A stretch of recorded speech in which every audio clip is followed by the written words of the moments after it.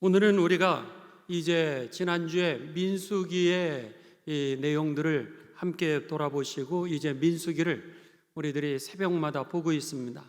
오늘은 이 레위기의 맥 부분의 절기의 마지막 부분들을 우리가 못다 했던 부분을 함께 보시도록 하겠습니다. 여러분, 성경은요, 이렇게 그 성경에 흐름이 있습니다. 흐름을 알 때에 우리가 성경을 전체적으로 이해하기가 쉽게 됩니다. 이를테면은 우리나라에 달력이 있는 것처럼 성경에도 달력이 있습니다. 그 달력의 흐름이 바로 성경을 요약한 내용이다, 이렇게 생각하시면은 이해하기가 쉽습니다. 자, 먼저 여러분, 우리가 교회의 달력에 의하면은 맨 먼저 교회 달력의 시작은 어디서부터 시작되냐면 예수님이 이 땅에 탄생하실 것을 기다리는 이 대림절이라고 이렇게 얘기를 합니다. 강림, 이 예수님이 오실 것을 기다리는 대림절, 그리고 나서 성탄절이 있게 됩니다. 그 예수님이 이제 이 땅에 오셨습니다. 그리고 나서 성탄절 이후부터는 예수님이 이 땅에 오셨다, 그래서는 이것을 주현절, 주님이 현현하셨다, 하나님이 이 땅에 오셨다라고 하는 것으로 주현절이라고 이렇게 표현합니다. 그리고 나서 주님이 이 땅에 오셔서 이제 그 병자를 고치시고 하나님의 나라를 가르쳐 주시고, 그리고 나서 사순절이 오게 됩니다. 마지막 문제는 뭐냐면 하나님 나라가 실제라고 하는 사실을 이제 예수님께서 병자를 고쳐주시면서 치유와 회복을 통하여 그 구원이 무엇인지를 알려주시고, 또 기적들을 통하여서 우리들의 삶의 회복의 능력이 누구에게 있냐면 하나님 안에 있다라고 하는 것을 가르쳐 주시면서, 마지막 문제는 뭐냐면 그 하나님의 나라에 우리가 들어가고 구원받기 위해서는 죄의 문제를 해결해야 된다라고 하는 겁니다. 따라서 예수님은 우리의 죄의 문제를 해결하시기 위하여서 이제 이 십자가의 고난의 길을 걸어가십니다. 이것을 우리는 예수님의 고난의 길을 걸어가신 그 길을 생각하는 그 주간을 사순절, 이렇게 얘기를 합니다. 그리고 나서 사순절의 맨 마지막의 절정은 예수님의 십자가의 죽으심입니다. 죄값을 우리가 치러야 되는데 예수님께서 그 죄값을 치러주시는 겁니다. 이것을 우리는 대속, 대신할 대자입니다. 쉽게 얘기하면 우리의 죄를 갖다가 사해 주시기 위하여서 대신 그 값을 지불해 주셨다라고 하는 것이죠. 죄값을 지불해 주셨다라고 하는 겁니다. 그래서는 그 예수님의 그 사순절에 우리를 위한 죄의 싹세 결론은 죽음이었습니다. 그런데 그 죽음 이후에 우리의 죄의 문제가 해결된 다음에 예수님께서 사흘 만에 부활하시게 됩니다. 죽음이 인생의 끝이 아니라 그 이후에 그 생명이, 이 죄의 문제가 해결이 되면서 우리들에게 주어진 게 무엇이었냐면 생명이라고 하는 겁니다. 그래서 죄값을 다 치르시고, 그리고 나서 우리들에게 주어진 그 생명은 우리들에게 부활이라고 하는 것을 가져다 주는 것을 우리들에게 예수님은 보여주시고, 부활의 생명이 우리들에게 주어지게 되면서 이것을 부활절이라고 그러죠. 그리고 나서 이제 우리가 새로운 삶이 됩니다. 새로운 삶이 된 것을 성경은 뭐라 그러냐면 이것을 성령 강림절이다, 이렇게 얘기를 합니다. 성령, 거룩해 하시는 하나님의 영이 우리들과 함께 거하게 되는 것이죠. 그래서 성령과 동행을 하다가 그 다음에는 어떻게 되는 거예요? 이제는 우리가 하늘나라로 승천을 하게 되는데, 하나님 나라에 들어가게 되는데, 성령과 동행하면서 맺었던 그 풍성한 열매를 가지고서 우리가 하나님 나라에 들어가게 되는 그 축제가 바로 추수감사절입니다. 그러니까 교회의 달력은 태양력으로 우리가 가지고 있는 달력에 의하면 1월에 시작해서 12월에 마치는 것처럼 교회의 신앙의 달력은 어떻게 되어 있냐면 예수님이 오심을 기다리는 것부터 시작해서 마지막 성령과 더불어 우리가 맺은 그 열매를 가지고 마지막 하나님 나라에 우리가 들어가게 되는 것. 그래서 잘했다 칭찬받고 그 영원한 하나님 나라의 축복을 누리게 되는 그 잔치가 바로 추수감사절로 교회의 달력은 마감을 하게 되는 겁니다. 이게 바로 성경의 달력이죠. 그랬는데 우리들이 구약 성경을 보게 되면은 그 예표를 하나님께서 구약에 가르쳐 주십니다.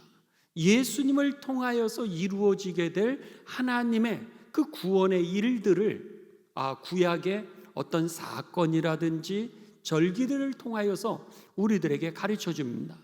그런 면에 있어서 구약 성경은 바로 오실 메시아에 대한 예언일 뿐만 아니라 오실 예수 그리스도에 대한 그림자라 혹은 예표라 이렇게 표현하는 겁니다.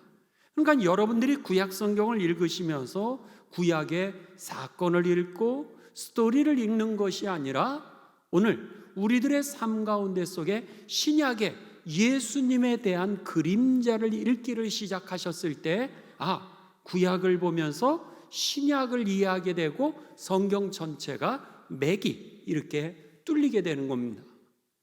이를테면 모세 오경을 우리가 한번 정리를 해보죠.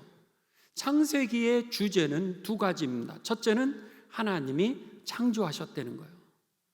두 번째로는 인간의 타락입니다. 죄로 인하여서 인간이 타락하게 되죠. 이게 창세기의 주제입니다. 하나님은 우리를 창조하셨고 그 죄가 우리 가운데 들어오게 되면서 우리가 타락하여 죄의 싹은 사망에 이르게 되었다라고 하는 거죠. 두 번째, 출애굽기의 주제입니다. 출애굽기의 주제는 구원입니다. 죄 속에서 우리가 사망에 이를 수밖에 없었던 우리들의 모습을 이제 430년이라고 하는 그런 노예 생활로 우리들을 가르쳐 줍니다. 사단의 노예, 죄의 노예로 살아가는 우리들의 모습이죠. 이게 바로 출애굽의 시작입니다.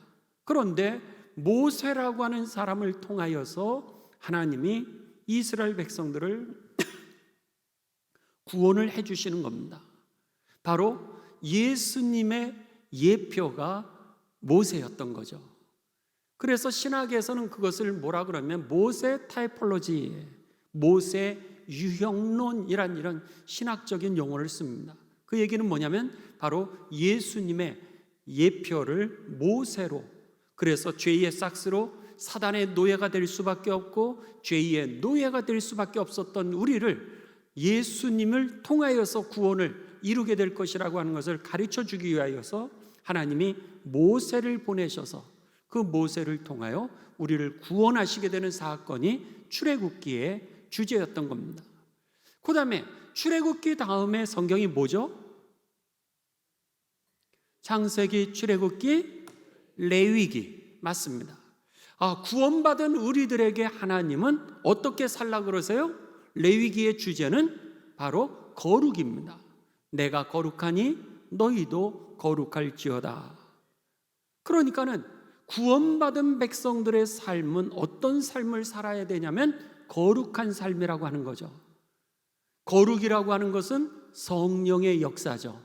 거룩해 하시는 영이 바로 성령님입니다. 그러니까는 구원받은 우리에게 임하는 영이 뭐예요? 성령이었던 거죠.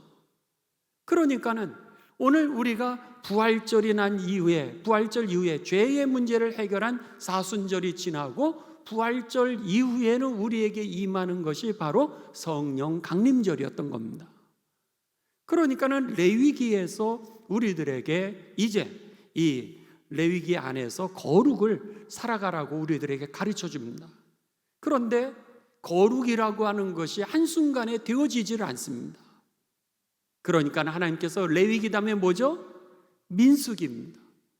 민수기의 내용은 뭐냐면 이 세상 속에서 거룩한 하나님의 백성들이 이제 이 하나님의 거룩한 열매를 어떻게 맺을 수 있는지 훈련을 시키는 장소가 바로 광야, 이 민수기의 내용이었던 겁니다. 자, 보십시오. 성령이 임하였습니다.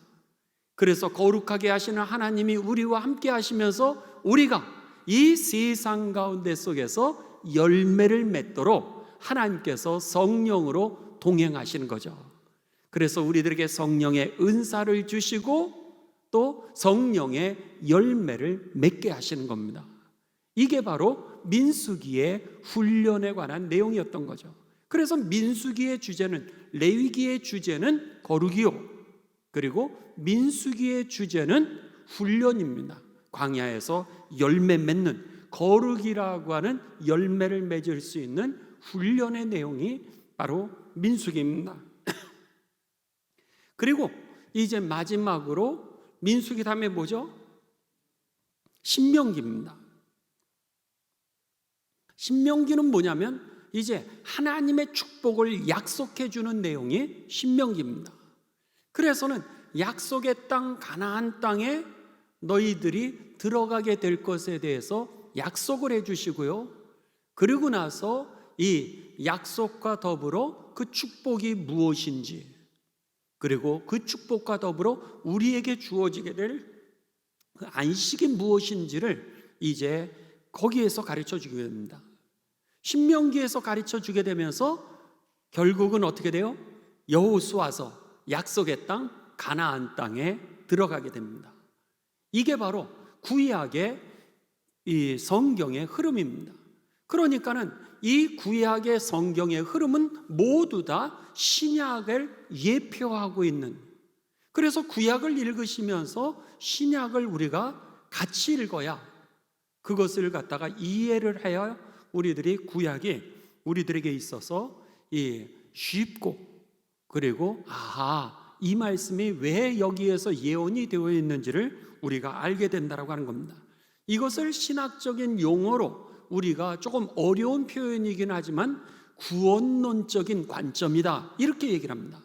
어떻게 하나님께서 창조를 시작하셔서 우리를 죄 안에서 구원해 주시고 하나님의 나라로 이끄는지, 창세기부터 그 우리를 구원하시는 하나님의 역사를 따라서 성경을 읽는 법을 우리는 구속론 혹은 구원론적인 성경 읽기라, 이렇게 이야기를 하는 겁니다. 그런 면에 있어서 여러분, 오늘 우리들이 이제 이 성경에 아주 중요한 절기들이 나오게 됩니다. 성경에 보면은 모든 일이 제사하고 그리고 이제 절기하고 관계가 되어 있습니다. 제사의 문제는 뭐냐면 죄를 우리가 여러분 이제 해결하는 방법을 하나님이 가르쳐 주신 게 제사 방법이었던 겁니다. 그래서 우리가 죄를 지면 속죄를 위한 제사를 지내려는 거예요. 제사라고 하는 것은 다른 말로 얘기하면 우리들이 예배다, 이렇게 표현할 수 있을 겁니다. 그러니까는 그 5개의 그 제사 방법이 있죠. 번제라고 하는 것은 뭐예요? 우리가 하나님 앞에 헌신하는 방법을 가르쳐 주시는 게 번제입니다. 그 다음에 소제라고 하는 것은 우리가 하나님 앞에 감사드리는 방법을 가르쳐 주신 제사 방법이 바로 소제입니다. 그 다음에 3번째는 화목제라고 하는 것은 내가 어떻게 하나님과 동행하면서 살아가고 그리스도인들과 동행하면서 살아갈 수 있는지 그 방법을 가르쳐 주는 그 예배 방법이 화목제입니다. 속죄제라고 하는 것은 내가 하나님 앞에 죄를 졌을 때 어떻게 죄 사함을 받을 수 있는지, 죄 사함을 받는 방법의 그 예배 방식을 가르쳐 주신 것이 속죄제입니다. 마지막 5번째, 속건제. 내가 사람에 대하여서 그 사람에 대해서 잘못했을 경우, 그러면 내가 그 사람에게 잘못에 대하여서 사함도 받을 뿐만 아니라 내가 그것을 어떻게 화해할 수 있을까? 그래서는 하나님 앞에 속건제라고 하는 제사를 드리면서 그 잘못한 사람에게 5분의 1을 더하여서 우리가 보상해 주는 겁니다. 그랬을 때 하나님 앞에서의 죄도 사함을 받을 뿐만 아니라 이제 5분의 1을 더하여서 배상을 하게 되면서 사람과의 그 관계의 문제도 이제 해결이 되는 거죠. 이렇게 하나님께서는 우리들에게 제사 방법을 가르쳐 주셨던 거예요. 근데 이 제사에는 반드시 이제 희생물이 따라야 됐습니다. 그러니까 양을 잡아라, 염소를 잡아라, 아니면 비둘기를 잡아라, 송아지를 잡아라, 이렇게 말씀할 숫소를 잡아라. 그게 뭐예요? 그 제물이 바로 예수 그리스도의 죽음을 상징했던 것이죠. 그 죄에 대한 대가 지불이 없이는 어느 누구도 이 속죄함을 받을 수 없기에 모든 제사의 핵심은 바로 그 희생 제사에 있었던 겁니다. 그래서 그 모든 제사 방법들은 다 하나님 앞에 나오는 방법을 가르쳐 주고 있는데, 죄 사하는 방법을 가르쳐 주고 있는데, 사람과의 문제 해결을 하는 방법을 가르쳐 주는데, 그 안에 빠지지 않는 것은 뭐냐면 제물이라고 하는 거죠. 그 제물을 통하여서 하나님 앞에 나아가고 인간의 문제가 해결되는데, 그 제물이 누구였던 거예요? 예수 그리스도에 대한 예표였던 것이죠. 그래서 예수 그리스도를 통하여서 우리가 죄사함을 받고, 예수 그리스도를 통하여 우리가 생명을 얻고, 예수 그리스도 안에 거할 때 우리가 사람의 문제가 해결되는 것이죠. 그래서 예배에 성공하면 오늘 세상에서의 삶의 승리가 되어지는 것입니다. 예배에 성공하게 되시길 주님의 이름으로 축원합니다. 이게 바로 구약 성경에서 우리들에게 가르쳐주는 구원의 흐름과 예수 그리스도를 통해서 이루시는 하나님의 구원의 역사들, 이게 바로 구약의 내용이었던 겁니다. 5가지의 제사를 우리가 얘기했다면 이번에는 7가지의 그 절기가 있다라고 하는 겁니다. 7가지의 절기는 이제 여러분들 지지난주에 했죠. 5가지를 우리가 보셨습니다. 한번 7가지의 절기들을 먼저 보시도록 하겠습니다. 여러분 레위기 23장을 피셨죠? 7개의 절기를 보기 전에 제일 먼저 여러분 나오는 게 1절부터 한번 보시죠. 1절부터 제일 먼저 나온 3절까지의 내용은 뭐가 기초예요? 안식일이 시작이 이 절기의 기초라고 하는 겁니다. 오늘 하나님의 은혜의 자리로 들어가는데, 그 하나님의 은혜의 자리로 들어가는 가장 이 기초라고 할 수 있습니다. 아니면 초석이 될 수도 있고요, 입구가 될 수 있는데, 그게 바로 안식일을 지키려는 거예요. 그러면서 하나님은 뭐라 그러세요? 안식일을 복되게 하셨다라 그랬습니다. 복되게 하셨다. 그날 주시는 하나님의 복이 있다라고 하는 것이죠.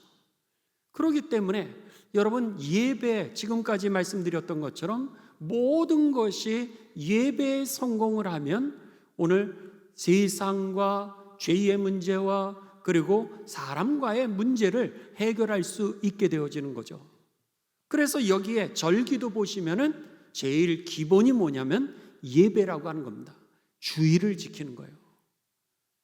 여러분 이왕이면 여러분들이 여행 가서 할 수 없이 예배를 못 드릴 때가 있습니다. 그러나 그곳에서도 예배에 성공하시기를 바랍니다. 우리가 병원에 가서 예배를 못 드릴 때가 있습니다. 그럼에도 불구하고 여러분 병원에서도 이 거룩한 주일 예배를 성공하게 되시기를 주님의 이름으로 축원합니다. 때로는 여러분들이 직장으로 인하여서 주일날 일하셔서 이제 예배를 드리지 못하시는 분들이 있습니다. 그렇다면 여러분 월요일날 쉬십니까? 월요일날이라도 예배에 성공하시길 바랍니다. 그러니까는 이를테면은 네팔은요 힌두교를 그들이 믿고 있습니다. 그러다 보니까 힌두교에서 사람들에게 월, 화, 수, 목, 금, 토, 그렇게 하고 나서 토요일 날 마지막 날을 갖다가 그들이 휴일로 주고 있습니다. 그리고 나서 우리들이 생각하는 일요일이라고 하는 날, 이 날은 다 일을 하러 나가야 되는 거예요. 그러니까는 우리가 드리는 이 주일날 그들은 예배를 드릴 수 없습니다. 그러니까 어떻게 돼요? 네팔에서는 그 주일 예배를 어느 날 드리냐면 다 토요일 날 드리는 겁니다. 그거는 할 수가 없으니까. 그 이방신의 문화 속에서도 예수님을 우리가 믿는 사람들이 이 예배를 어떻게 지켜야 될까? 그랬을 때 그들은 이제 주일날, 우리들이 부르는 주일날은 다 일터로 나가야 되니까 할 수 없이 그 쉬는 날을 주일날로 정해가지고 그들은 그렇게 예배를 지킨다고 하는 거죠.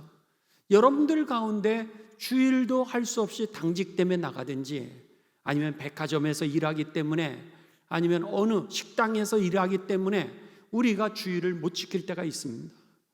가능하면 주일을 지키는 게 좋지만 정말 불가항력적으로 우리가 못 지킨다면 그 다음날 월요일날 쉴 때 그날을 주일처럼 지내시기를 주님의 이름으로 축복합니다. 그게 중요한 거예요. 오늘 이 주일을, 안식일을 지켰을 때 그 모든 것에 하나님의 축복이 임한다라고 하는 것이 바로 레위기 23장의 말씀인 겁니다. 자, 지난번에 보셨던 우리 파워포인트를 먼저 열어주시죠. 7개의 절기를 한번 좀 미리 정리를 좀 하도록 하겠습니다. 자, 첫 번째, 여러분들이 잘 보이시죠? 첫 번째 절기는 6월절입니다. 6월절은 어떤 날이죠? 6월절이라고 하는 것은 바로 이스라엘 백성들이 그 애굽의 노예로 430년 동안 살고 있었을 때에 그들에게 모세를 통하여 하나님이 말씀하십니다. 너희들이 이제 그 어린 양을 잡으라는 거예요. 1년 된 어린 양을 잡아놓고 1월 10일부터 그것을 잡아놓고 그리고 나서 내가 너희에게 지시하는 그날에 그 양을 잡으라는 거예요. 그리고 나서 문설주와 임방에다가 그 피를 바르라는 거예요.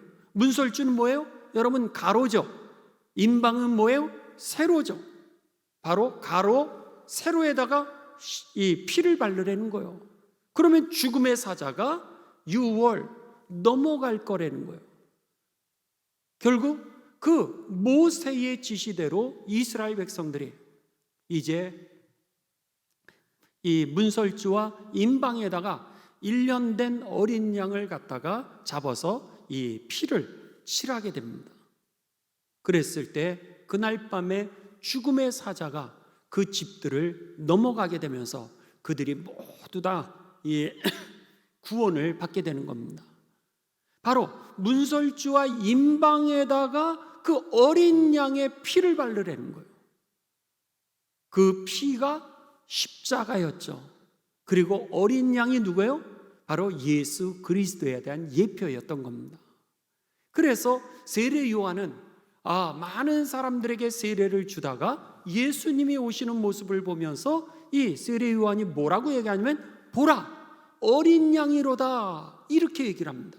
예수님을 소개할 때 어린 양이라고 그러고 있고 그 다음에 요한계시록에 보면 어린 양이 하나님의 우편에 앉아 계시다라고 이렇게 예수님이 누구신지 그 보혈의 피를 통하여서 우리가 구원받게 된 것을 갖다가 이제 가르쳐 주게 되는데 이스라엘의 달력은 바로 6월절부터 시작이 됩니다. 그래서는 그 이전에는 6월절이 왜 그들에게 있어서는 시작이 되냐면 그 이전에는 다 노예였거든요. 그러니까 노예의 역사지 그건 주인의 역사라는 거예요. 애굽 사람들의 역사라는 거예요. 우리의 역사는 아니라는 거예요. 그런데 우리가 해방된 그 어린 양의 보혈의 피를 통하여서 해방된 그날이 비로소 우리들의 역사이기 때문에 그래서는 이 6월절이 바로 1월 그 정월이 되는 겁니다. 쉽게 얘기하면. 그래서 이스라엘의 달력은 6월절부터 시작이 됩니다. 마치 우리 교회의 달력은 예수 그리스도의 오심을 기다리는 때부터 시작이 되는 것처럼 유대인들의 달력, 이스라엘의 달력은 유월절부터 시작이 됩니다. 그래서는 유월절은 너희가 그 열흘째 되는 날에 준비했다가, 그리고 나서 14번째 되는 날에 그 어린 양을 잡아가지고 문설주와 임방에 발라라. 이렇게 하면서 그들이 그날 밤에 이제 피를 싹 바르게 됐던 거예요. 그랬는데 놀랍게도 그날 밤에 죽음의 사자가 약속하신 그대로 죽음의 사자가 오게 됩니다. 죽음의 사자가 오게 되자 이 이스라엘 사람들이 다 구원을 받게 되고, 애굽 사람은 첫 태생 아들과 그리고 짐승까지도 모두 다 죽임을 당하게 되죠. 그러면서 그들이 그 다음 날 바로 왕이 이스라엘 백성들 가라, 내가 이제는 졌다, 이러면서 그들을 해방시켜 주게 됩니다. 그러면서 그들이 해방이 되어서 그 다음부터 무교병, 빵을 구울 시간이 없으니까 딱딱한 거 그냥 광야에서 그것을 갖다가 이제 뜯어먹어서 변질되지 않는 빵을 갖다가 준비하고 출발을 하게 되죠. 광야로 나오게 됩니다. 그래서 그날을 기억하면서 이 1월 14일 죽음의 사자가 넘어간 날을 그들은 이제 시작을 하면서 그날을 유월절, 그 다음 날부터 일주일간을 갖다가 무교절, 이렇게 그들이 지키게 되는 겁니다. 예수님께서 십자가에 죽으신 이후에, 그리고 이 광야의 길을 이스라엘 백성들이 출애굽해서 걷던 것처럼 그날은 무엇을 예표하냐면 예수님께서 무덤에 사흘 동안 계셨던 것을 예표했던 것이죠. 그 다음에 초실절입니다. 초실절이라고 하는 것은 무엇이냐면 이제 이 무교절 그 기간에 첫 번째 그들이 보리를 갖다가 수확하기를 시작합니다. 이스라엘 사람들에게 있어서 수확을 하는 곡물은 뭐냐면 먼저 보리가 그들에게 이제 수확을 하게 돼 있고요. 그 다음에 밀가루죠. 밀 종류가 수확을 하게 돼 있습니다. 그래서 그들의 맨 마지막에는 무엇을 수확하게 되냐면 과일류, 포도와 그리고 무화과가 그들에게 있어서 열매로 이렇게 수확을 하게 됩니다. 그러니까 맨 처음에는 보리, 두 번째로는 밀, 세 번째로는 그들이 과일을 수확하게 되는 거죠. 그랬는데 제일 먼저 보리의 첫 이삭을 따서 그들이 수확하게 되는 시절이 바로 이 무교절이 있는 그때입니다. 그래서 이들에게 있어서는 첫 번째 유월절을 지키고, 두 번째 무교절을 지키고, 그리고 나서 이제 초실절을 그 무교절 한가운데에서 그들이 지키게 됩니다. 첫 번째 수확을 거둔 겁니다. 그렇죠? 신약 성경에서는 첫 번째 수확, 이게 뭐였어요? 바로 부활하신 예수 그리스도가 죽은 자의 부활의 첫 열매가 되셨다라고 하는 것을 바로 이 절기가 가르쳐주고 있는 것이죠. 그러니까 초실절이라고 하는 것은 예수님의 부활과 그리고 우리들의 그 부활의 첫 열매를 상징했던 예표, 그림자의 사건이었던 겁니다. 그리고 나서 이제 이 처음으로 보리를 갖다가 수확했는데 그 이후에 50일이 지나게 됩니다. 50일이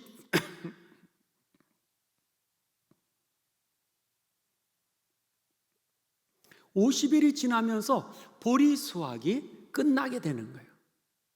보리 수확이 끝나게 되면서 이것을 갖다가 우리는 오순절이라, 혹은 이 50일 되는 날이라 그래서 오순절이라 그러고요, 77이 49라 그러잖아요.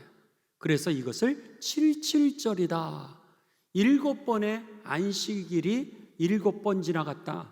안식일이 7번 지나갔다라 그래서 그거를 77절 혹은 오순절이라고 이야기합니다. 이게 바로 뭐예요? 신약 성경에는 예수님이 부활하신 이후에 그 제자들이 이 마가의 다락방에 모여서 그들이 기도하고 있었을 때 오순절 되는 날 성령이 임하시게 되는 거죠. 그러면서 이때에 여러분 그 성령이 임하여서 사람들이 어떤 일을 감당하게 되죠? 방언을 하게 되고 교회가 시작되고 성령의 열매가 맺혀지고 성령의 그 은사들이 그들에게 주어지게 되면서 방언으로 세상에 나가서 복음을 전하기를 시작하게 됩니다. 결국 이 오순절이라고 하는 이 날은 이스라엘 백성들에게 있어서는 보리를 다 수확을 했던 거예요. 다 수확을 마쳤는데 놀랍게도 이 오순절에 열매를 다 수확했던 것이 성령이 임하였던 초대교회의 시작의 날이, 교회의 시작의 날이 되었다라고 하는 것을 예표를 하는 것입니다. 그래서 우리가 이 오순절을 지금 이 기독교는 성령 강림절로 그렇게 지키고 있는 겁니다. 그게 사도행전 2장의 말씀이죠. 그리고 나서 이제 우리가 성령 강림이 임하게 되면 그 다음에는 주님과 동행하면서 살잖아요. 주님과 동행하면서 살면서 우리들은 이제 주님께서 약속하신 그대로 오늘 다시 오실 거를 기다리게 되죠. 예수님이 내가 가는 것을 본 그대로 내가 다시 돌아오리라, 그대로 오리라 약속하셨던 그 말씀처럼 이제 나팔절이라고 하는 것이 있는데 그 나팔이라고 하는 것은 그날 나팔을 길게 부는 날입니다. 나팔을 길게 부는 날인데 이 나팔을 길게 불면서 그들은 새로운 삶을 시작하게 됩니다. 이 날을 그들은 7월 1일로 잡게 되는데 바로 이 날은 예수 그리스도가 재림하시는 날. 그래서는 이 신약 성경에 뭐라 그래요? 하늘에 나팔 소리와 함께 이 땅에 주님이 강림하시리니, 그렇게 우리들에게 가르쳐 주고 있는 겁니다. 자, 여러분 우리가 여기에서 하나씩 좀 찾아볼 게 있습니다. 먼저 나팔절부터 성경을 좀 찾아보죠. 데살로니가 전서 16절에서 4장 16절에서 17절입니다.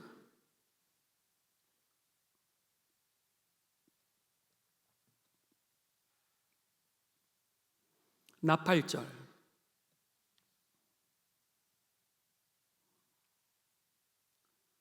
데살로니가 전서 4장 16절에서 17절 아주 중요한 본문입니다. 여러분들 조금 있다가 줄 치셔도 됩니다. 바로 여러분들이 잘 알고 있는 종말론 휴거가 나타나는 본문이 바로 이 본문입니다. 주께서 호령과 천사장의 소리와 하나님의 나팔 소리로, 이게 나팔절이었던 거예요, 신약에서. 그러니까는 주님이 호령과 큰 소리로, 그 다음에 천사장의 소리와 하나님의 나팔 소리로 친히 하늘로부터 강림하시리니, 이것을 갖다가 우리는 그래서 재림절이라고 이렇게 표현하기도 합니다. 예수님의 재림하시는 날, 그리스도 안에서 죽은 자들이 먼저 일어나고 그 후에 살아남은 자들도 그들과 함께 구름 속으로 끌어올려, 여기에 끌어올려에다가 줄을 치시 바랍니다. 끌어서 올려진다라고 하는 한자가 바로 휴거입니다. 그러니까는 예수님께서 재림하실 때에 죽은 자도 일어나고 우리 살아남은 자들도 그들과 함께 구름 속으로 끌어올려. 구름이라고 하는 단어는 어떤 단어라 그랬죠? 하나님의 임재를 상징하는, 그 하나님의 영광스러운 임재를 상징하는 표현이라고 그랬죠. 그래서는 모세가 시내산에서 하나님의 십계명을 받을 때에 하나님이 구름으로 이 산에 가득하시고 아무도 오지 말라 이랬던 것이 바로 그 당시에 이 구름이라고 하는 표현을 통한 하나님의 임재와 영광, 위엄, 존귀를 표현하는 그런 것이 바로 여기에 구름인데, 그러니까 구름 타고 손오공처럼 오시는 게 아니라는 거예요. 그 얘기를 하는 겁니다. 여기에서 보면 그들과 함께 구름 속으로 끌어올려 휴거가 이루어지게 되면서 공중에서 주를 영접하게 하시리니 그리하여 우리가 항상 주님과 함께하면서 그 다음부터 영원토록 주님과 함께 있으리라 라고 하는 겁니다. 여기서 우리가 이단들이 이야기했을 때 휴거라고 하는 것을 좀 여러분 이해하실 필요가 있습니다. 휴거라고 하는 것을 이해할 때요, 갑자기 우리가 휴거가 일어난다 그러면은 차를 운전하고 가다가 운전하던 운전사가 갑자기 사라지는 거예요. 하늘로 올라가는 거예요. 그러면 나머지 차 탄 사람들은 어떻게 돼요? 다 죽게 되는 거죠. 그런 일은 아니라는 거예요. 그 다음에 산모가 이제 아기를 낳고 있는 거예요. 그 아기를 낳고 있는데 갑자기 휴거가 이루어졌어요. 어떻게 되는 거예요? 애가 죽게 되는 거죠. 이렇게 가족들이 둘러앉았어요. 여기서 제가 여러분하고 설교하고 있었는데 갑자기 휴거가 일어나서 제가 갑자기 사라졌어요. 예배가 되겠어요? 이런 건 아니라는 거예요. 그러니까는 갑작스럽게 온다라고 하는 것은 긴박성을 의미하는 거죠.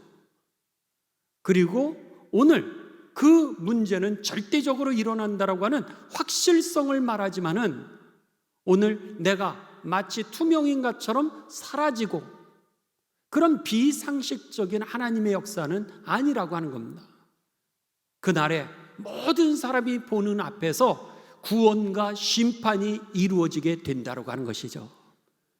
그렇기 때문에 오늘 마치 내가 손오공처럼 아니면 투명인간처럼 하늘로 쑥 올라가서 자동차 타고 가다가 다 그냥 죽어버리고 이런 게 아니라 죽는 게 심판이 아니라 하나님이 지옥으로 심판하시는 거죠.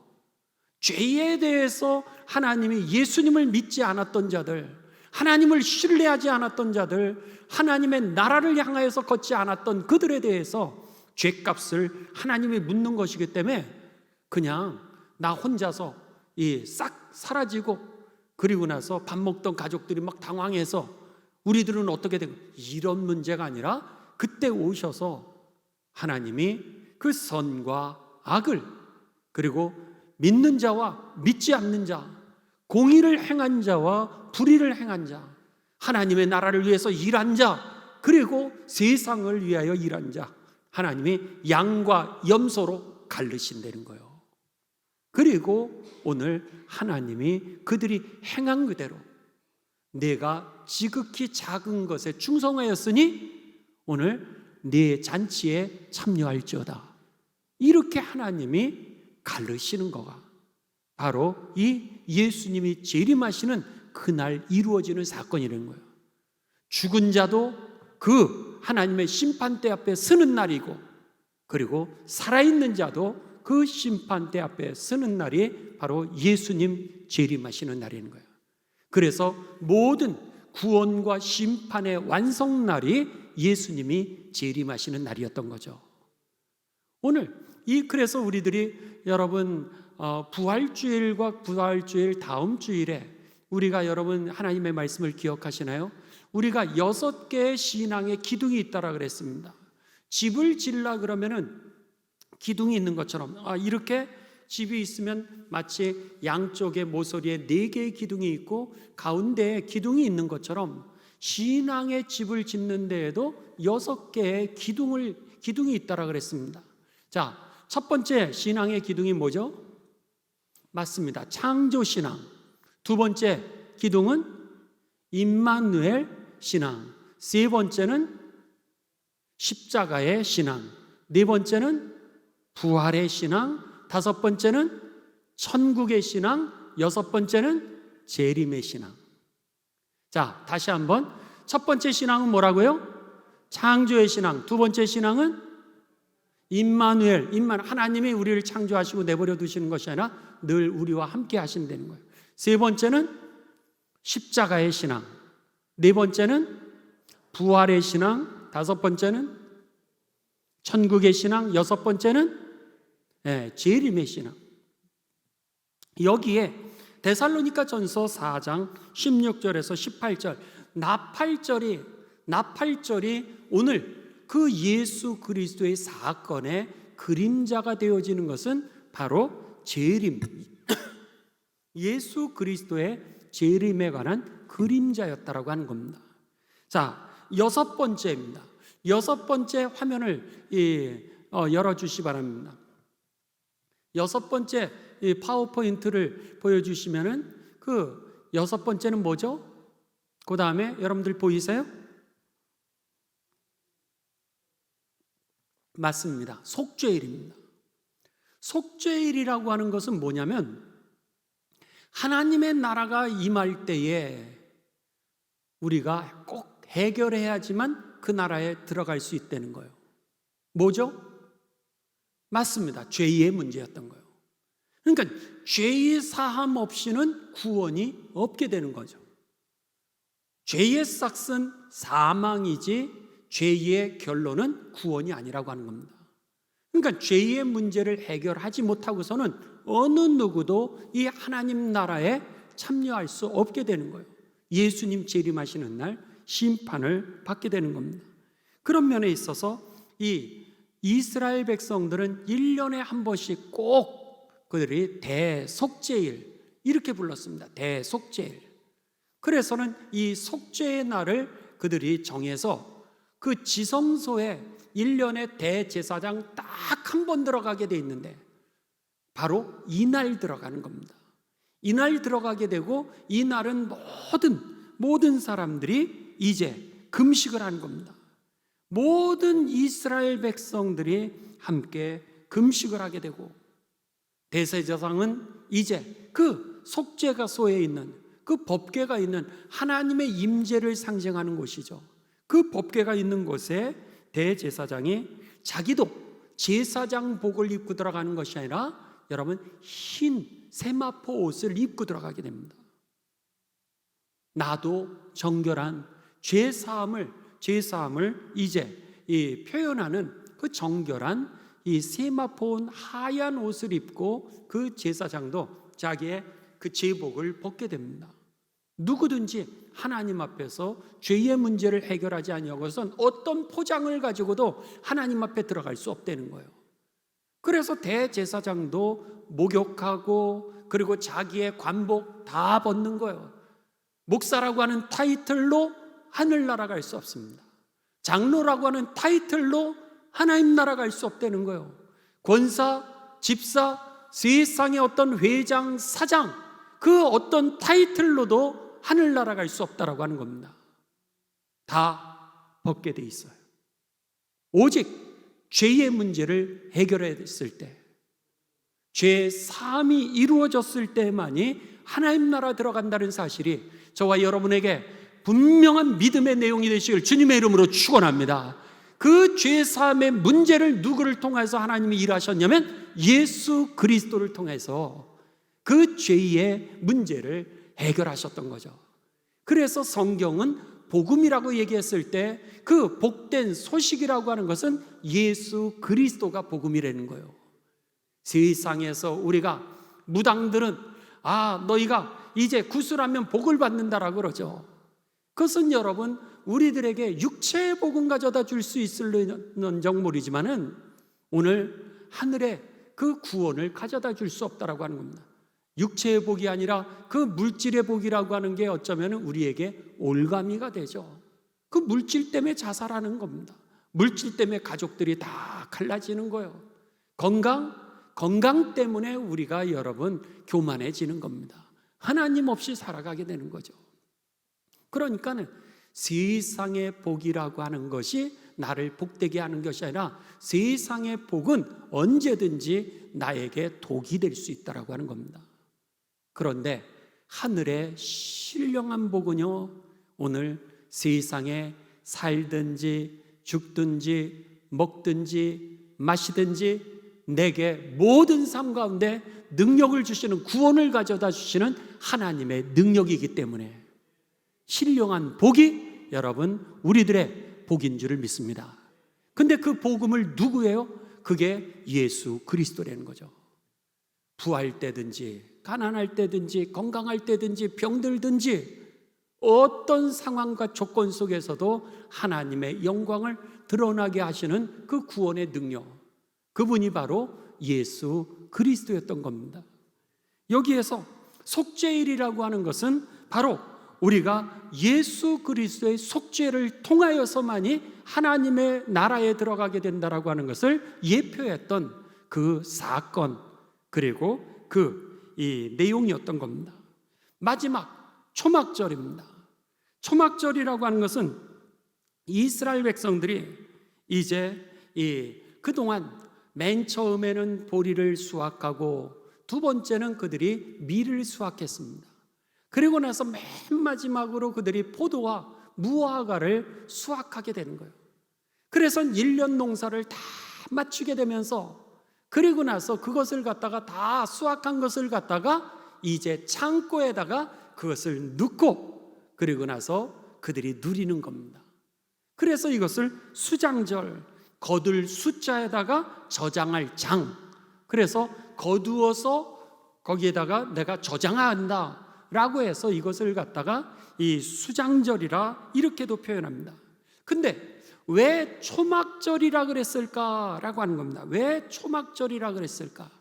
그 이유는 이스라엘 백성들이 이제 출애굽을 한 이후에 구원의 은혜를 받았잖아요. 약속의 땅 가나안 땅에 들어갔잖아요. 가나안 땅에 들어가서 광야에서는 먹을 물이 없는 곳이 광야라 그랬죠. 그 다음에 그들이 먹을 양식이 없는 곳이 광야라 그랬습니다. 광야는 너무 뜨거운 곳이라 그랬고요, 광야는 밤에 너무 추운 곳이 광야라 그랬습니다.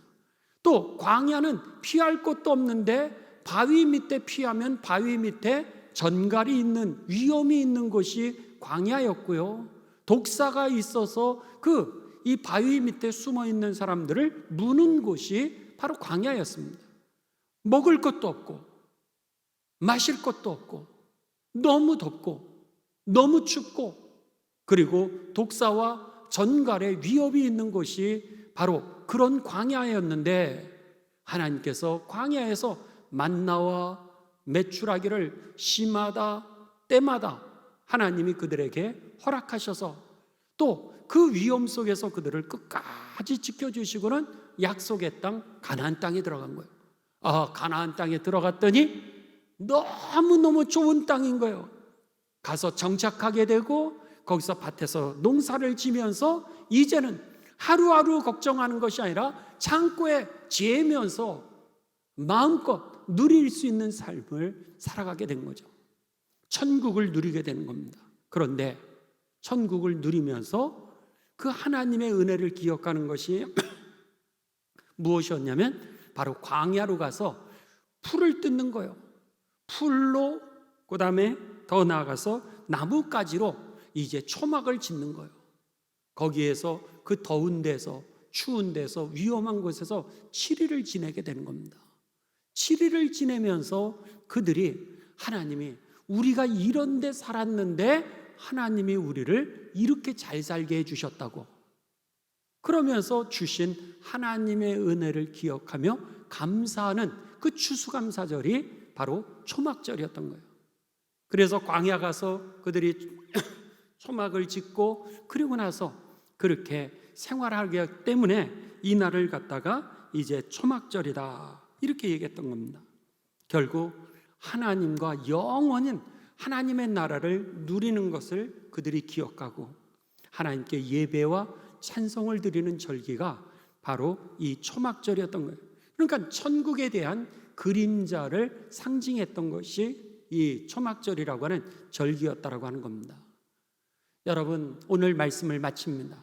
사실은 굉장히 구약에 있는 전체 내용을 오늘 이 절기를 통하여서 우리가 정리를 하냐고 지난 시간에 그냥 간단하게 끝낼 수 있는데 이 두 번을 걸쳐서 우리들이 이 절기를 보았습니다. 여러분, 이제 마지막으로 성경을 펴시기 바랍니다. 성경 레위기 23장입니다.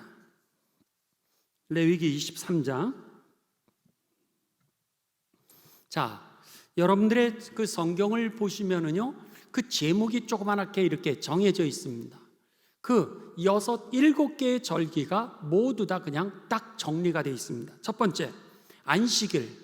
이 하나님의 은혜의 보좌로 나아가는 첫 번째 관문이 뭐라 그랬어요? 주일, 안식일을 지키는 겁니다. 그게 1절부터 3절까지로 이렇게 기록이 되어 있고요. 넘어가십시오. 4절부터입니다. 4절부터 8절까지가 뭐예요? 5절 하나가 유월절에 관한 말씀이고요. 그 다음에 6절부터 8절까지가 무교절에 관한 말씀이고요. 그 다음에 9절부터입니다.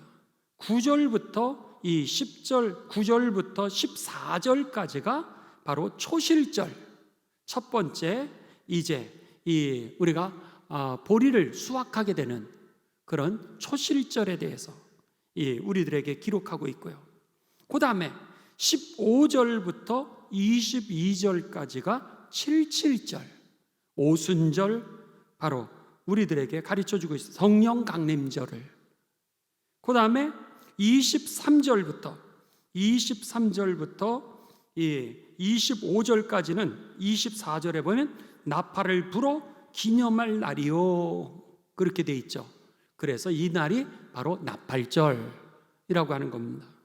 그 다음에 26절부터 32절까지가 이제 27절에 보면 일곱째 달 열흘 날은 속죄일이니, 이 날이 속죄일, 즉 대속죄일을 얘기하는 겁니다. 대속죄일.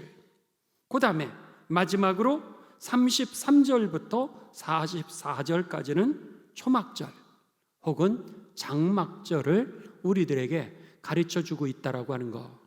여러분, 그런 면에 있어서 이 레위기 전체가 그러니까는 레위기 23장이 구약 전체에 나와 있는 모든 그 믿음의 지도들 아니면 믿음의 달력을 한 번에 다 요약해 놓은 부분이라고 하는 것을 기억하시면서 한번 꼼꼼히 읽어보시 바랍니다. 그러면은 여러분들이 이때 가장 핵심은, 이 절기의 핵심은 제사였구나 라고 하는 것을 알게 되고, 모두 다 제사를 드리게 되어 있습니다. 그 다음에 그 제사의 핵심은 뭐라고요? 제물이었던 겁니다.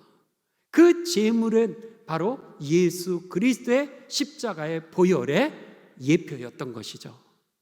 그래서 오늘 예수 그리스도를 통하여 죄의 문제가 해결되고 하나님의 나라가 우리들 가운데 임하게 되고 하나님의 나라를 누리게 되고 그리고 하나님의 열매를 맺게 된다라고 하는 거 기억하시면서 여러분, 좌로도 우로도 치우치지 마시고 오늘 내가 믿는 예수님 믿으면 천국 간다 그랬으니까 걱정 하나도 마시고요. 내가 천국 갈까? 그거는 불신이요. 여러분들 예수님을 통하여서 죄의 문제를 해결하셨음을 믿고 누군가 당신을 쿡 찔렀어요. 쿡 찔러서 당신 구원받을 수 있을 것 같아? 물론이요. 내가 예수 믿기에 천국 가는 거 확실합니다. 이렇게 얘기할 수 있게 되시길 주님의 이름으로 축원합니다.